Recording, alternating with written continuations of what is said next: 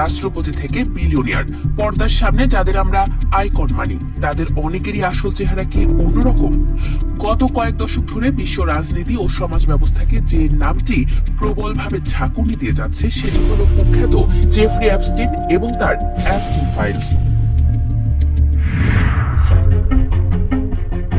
Jeffrey অ্যাপস্টিনের উত্থান রূপকথার মতো মনে হলেও তার শেষটা ছিল ভয়াবহ কুৎসিত। 1953 সালে নিউ ইয়র্কের ব্রুকলিনে জন্ম নেওয়া অ্যাপস্টিন 1970-এর দশকের মাঝামাঝি সময়ে একটি নামী প্রাইভেট স্কুলে গণিত ও পদার্থবিজ্ঞান পড়াতেন। শিক্ষকতা থেকেই তার জীবনের মোড় ঘুরে যায়। স্কুলের এক ধনী অভিভাবকের মাধ্যমে তিনি ওয়াল স্ট্রিটের দুনিয়ায় পা রাখেন এবং মাত্র কয়েক বছরেই বিপুল সম্পদের মালিক হন। 1982 সালে তিনি নিজের প্রতিষ্ঠান জে এপস্টিন অ্যান্ড কোম্পানি করে তোলেন। এপস্টিন কোনো বড় তারকা বা রাজনীতিবিদ ছিলেন না, কিন্তু মার্কিন ও বৈশ্বিক অভিজাত সমাজের সবচেয়ে ক্ষমতাধর মানুষদের সঙ্গে ছিল তার অবাধ যাতায়াত। নিউ ইয়র্ক, ফ্লোরিডা, প্যারিস থেকে শুরু করে ক্যারিবিয়ান সাগরের নিজস্ব দ্বীপ লিটল সেন্ট জেমসে তার ছিল বিলাসবহুল প্রাসাদ। অ্যাপস্টিন ফাইলস হল সেই হাজার হাজার পৃষ্ঠার আদালত নথি, সাক্ষ্য এবং তদন্ত রিপোর্ট যা দীর্ঘ সময় ধরে গোপনীয় ছিল। 2025 সালের নভেম্বরে মার্কিন কংগ্রেসে অ্যাপস্টিন ফাইলস ট্রান্সপারেন্সি অ্যাক্ট পাশ হয় এবং প্রেসিডেন্ট ডোনাল্ড ট্রাম্প এতে স্বাক্ষর করেন। এই আইনের ফলে বিচার বিভাগ অ্যাপস্টিনের সব অপরাধমূলক তদন্তের ফাইল প্রকাশ করতে বাধ্য হয়। এই ফাইলগুলোতে উঠে এসেছে বিশ্বের বড় বড় সব রাঘব বোয়ালদের নাম।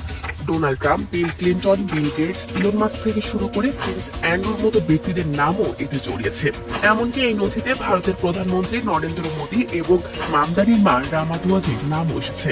তবে মনে রাখা জরুরি, নথিতে নাম থাকা মানে যে সবাই অপরাধী তা নয়।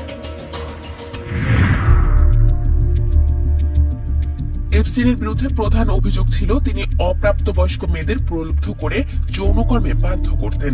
2008 সালে তিনি একবার সাজা পেলেও অত্যন্ত প্রভাবশালী হওয়ার কারণে মাত্র 13 মাসের হালকা সাজা পান। 2019 সালে নিউ ইয়র্কে যৌন পাচার ও নির্যাতনের গুরুতর অভিযোগে তিনি ফের গ্রেপ্তার হন, কিন্তু বিচার চলাকালীন 10 আগস্ট 2019 তারিখে কারাগারের ভেতরেই তার মৃত্যু হয়। সরকারিভাবে একে আত্মহত্যা বলা হলেও সিসিটিভি অকেজো থাকা এবং রক্ষীদের গাফিলতি নিয়ে আজও নানা রহস্য ও ষড়যন্ত্র তত্ত্ব প্রচলিত আছে। এপস্টিনের এই অন্ধকার সাম্রাজ্য পরিচালনায় তার ছায়াসঙ্গী ছিলেন সাবেক প্রেমিকা গিলেন ম্যাক্সওয়েল।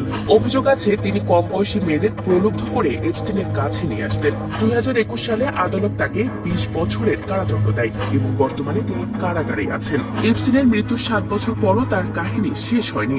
বিভিন্ন আদালত নথি, সাক্ষ্য এবং তথাকথিত এপস্টিন ফাইলস প্রকাশের মাধ্যমে একের পর এক নাম, যোগাযোগ ও গোপন নেটওয়ার্ক সামনে আসছে।